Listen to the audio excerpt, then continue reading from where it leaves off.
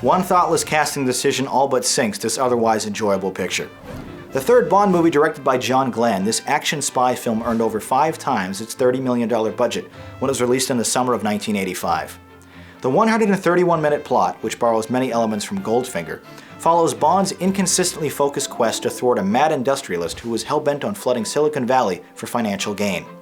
Perpetual weirdo Christopher Walken portrays the primary antagonist and is perfect as the erratic villain, a product of genetic experiments by the Nazis. His Walken-esque delivery is strangely suited for the role, and he remains a strong highlight from this otherwise messy production.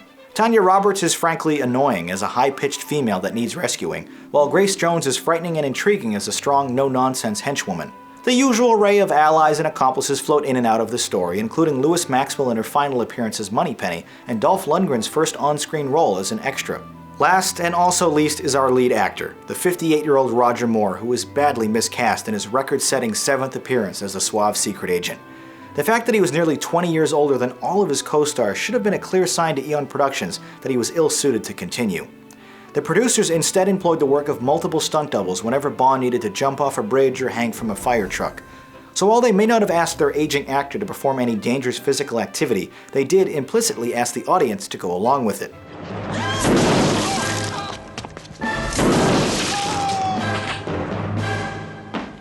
Sit down.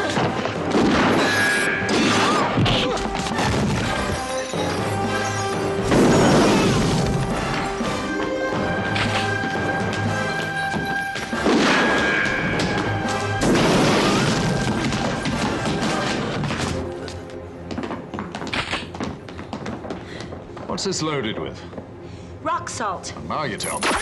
The snowy cold open in which Bond inadvertently invents snowboarding while a knockoff version of the Beach Boys' California Girls plays was shot entirely with body doubles. Moore never even visited Iceland. He instead filmed his portion on an obvious soundstage. Ultimately, the heavy reliance on much younger and athletic stunt doubles is distracting and embarrassing. Now, I've always enjoyed Roger's outings more for their humor and levity, but even there, this PG-rated film falls flat. Commenting on a morning time horse ride, he quips, "Well, I'm an early riser myself." It's one of the more groan-inducing quotes in the picture, but truthfully, most of the dialogue is just as hammy. With such excellent one-liners, it's remarkable that Bond beds a record 4 separate women in this picture. But watching Moore seduce females that are half his age is often uncomfortable, and after establishing a sort of father-daughter relationship with one character, it's also disturbing. When he learned he was older than his romantic co-star's mother, even Roger himself knew it was time to end his run. Now, don't get me wrong, there are plenty of roles in Hollywood for older men, certainly more so than women. Individuals like Liam Neeson have proven that smaller-scale action movies are possible for men in their 60s, but sadly that is not the case with A View to a Kill. Moore's age and his general lack of participation or enthusiasm is the film's death knell. But while we're on the subject of giant mistakes, the first half of this picture, a 45-minute plot thread about cheating at horse racing, goes absolutely nowhere. Why an international spy would be interested in such frivolous crimes is never adequately explained, nor does the narrative arc ever truly get resolved or even feed into the rest of the picture. It just exists, without enjoyment or purpose.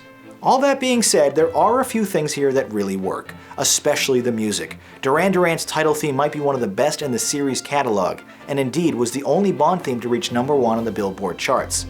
The recycled motifs of this theme, sprinkled throughout the film by composer John Barry, also work surprisingly well. From base jumping off the Eiffel Tower to splitting a car in half, twice, this movie also boasts some rather great action sequences. The biggest set piece, an explosive flooding of an underground mine, feels like an awesome Universal Studios attraction. Some of the projection screen work, especially during the high-stakes climax atop the Golden Gate Bridge, isn't particularly convincing, but most of the effects and action remain believable. Now, if I'm being honest, this movie is not objectively very good.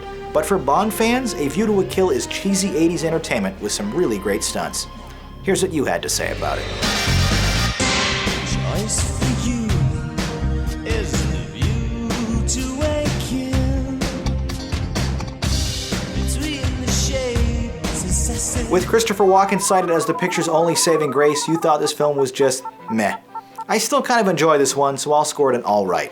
That does it for this quick excerpt, but if you'd like to watch full episodes of Movie Night and submit your own reviews to be included on the show, please visit the Jogwheel YouTube channel.